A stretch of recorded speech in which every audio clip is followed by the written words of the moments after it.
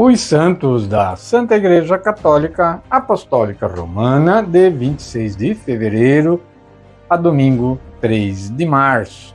Vamos começar então falando de segunda-feira, dia 26 de fevereiro, dia de São Porfírio. São Porfírio era um tecelão de família rica, nascido na Grécia. Aos 25 anos, decidiu viver de modo austero, dedicando-se à solidão e à penitência na região do Rio Jordão. Por causa de sua escolha, contraiu uma doença que o obrigou a mudar-se para Jerusalém, tornando-se mais moderado em sua austeridade. Dedicou-se aos cuidados do povo de Gaza e à conversão do grande número de pagãos que havia na região. Por influência de São João Crisóstomo, foi promulgado um documento que determinava a destruição de templos pagãos. Dessa maneira, Porfírio aproveitou a oportunidade para humilhar o demônio e reparar o local de culto idolátrico, onde construiu uma igreja católica, sob as ruínas do templo antigo. Assim, finda sua vida dedicando-se à restauração da fé e ao reparo das idolatrias, e faleceu no ano de 420. Na terça-feira, 27 de fevereiro, dia de São Gabriel e Nossa Senhora das Dores. Ele foi batizado em sua cidade natal, Assis, na Itália, como Francisco Possente. Tinha apenas 4 anos quando sua mãe morreu. Estudou em colégios católicos. Seu pai era governador do estado pontifício e, por causa disso, ele mudava de cidade com muita frequência. Ingressou na Congregação da Paixão de Nosso Senhor Jesus Cristo, fundada por São Paulo da Cruz, ou seja, os passionistas. Sua espiritualidade foi marcada fortemente pelo amor a Jesus crucificado e pela Virgem Dolorosa. Ele morreu de tuberculose aos 24 anos, no dia 27 de fevereiro de 1862, mas teve uma vida rápida, curta, mas dedicada ao Cristo Senhor. Na quarta-feira, dia 28 de fevereiro, santos Romão e Lupicino. Também na atualidade, existem aqueles que descobrem o seu chamado, a vida religiosa, já na vida adulta, ou somente nessa fase, e correspondem à vocação que já intuíam ter. Esse foi o caso de Romão, francês, que optou pela vida religiosa aos 35 anos. Lupicino, atraído pelo estilo de vida adotado pelo irmão, juntou-se a Romão e fundaram assim um mosteiro. Romão, ele morreu em 28 de fevereiro de 463, aos 73 anos de idade. Lupicino foi para a eternidade no ano de 480. O culto aos santos espalhou-se pela França, Bélgica, Suíça, Itália e também por toda a Europa, né? Mesmo tendo entrado na vida religiosa já com 35 anos, né, São Romão viveu bastante tempo, né, até os 73 anos, uma vida dedicada à igreja, né? Então, foram os santos irmãos Romão e Lupicino na quarta-feira.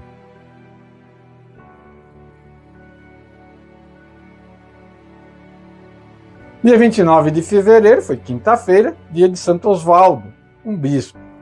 Osvaldo, de origem dinamarquesa, educado sob os cuidados do seu tio, recebeu as santas ordens e tornou-se decano do Cabido de Winchester. Decano do Cabido de Winchester.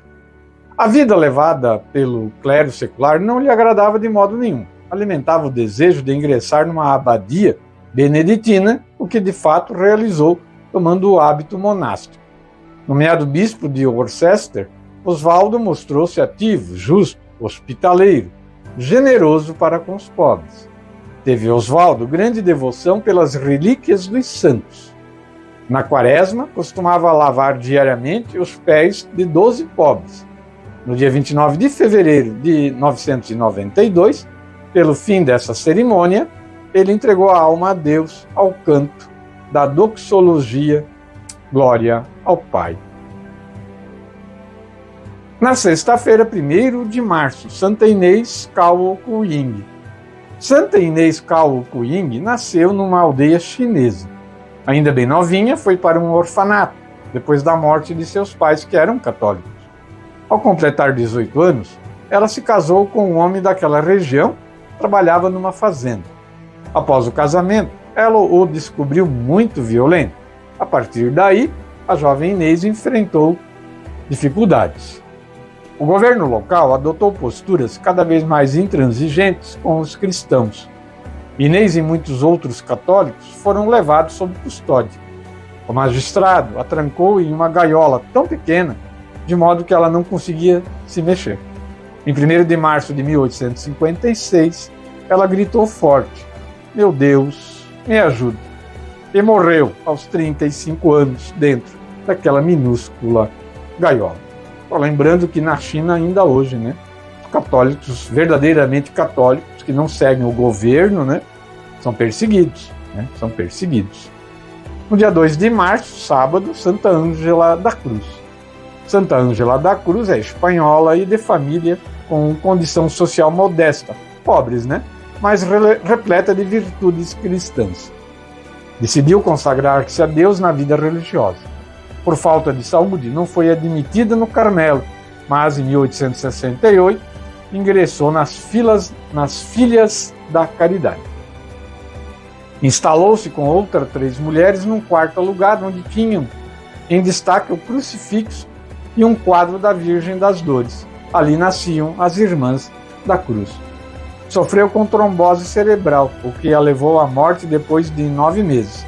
Apesar de paralisada, mas ainda assim procurava agradar mais do que incomodar.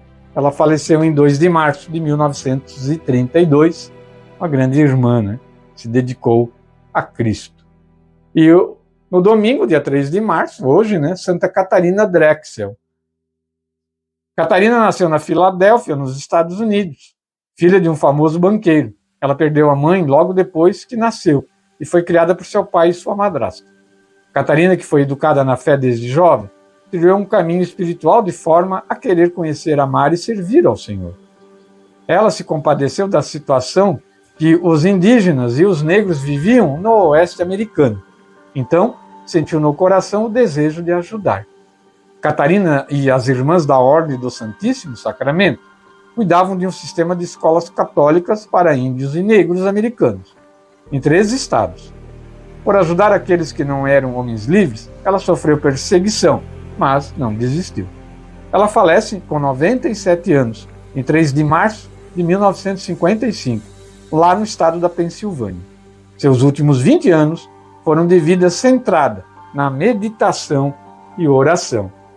Uma grande irmã também, né, uma religiosa, soube servir a Deus como ninguém, enfrentando grandes obstáculos lá nos Estados Unidos. Os santos da Santa Igreja Católica Apostólica Romana são do livro Santos de Cada Dia, de José Leite, também do Martirológio Romano e do site católico cançãonova.com. A gente resume, né? O tempo é curto aqui no programa, né? Mas quem quiser e tiver vontade de conhecer melhor a vida dos santos, né?